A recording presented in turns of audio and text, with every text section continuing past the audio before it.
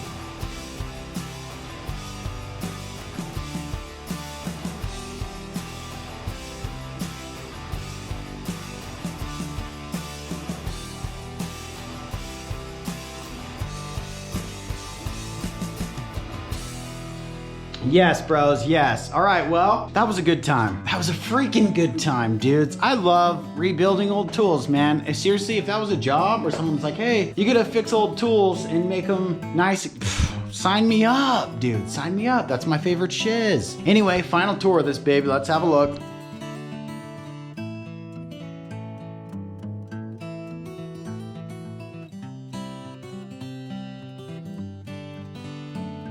I did leave all the character marks in this vise. I love the way it looks. I feel like it's got such a good vibe. I didn't grind this part or mask this part off. I don't know if you guys know, but this is like the anvil part of a vise, so you can hammer on it, but nobody should hammer on this thing. Bros, this thing's going in the living room in the freaking Deke's house, dudes. What's up? Okay, all right, that was it. Hopefully you enjoyed it. As always, I'm the motherfucking Deke, and I'm out. Yes.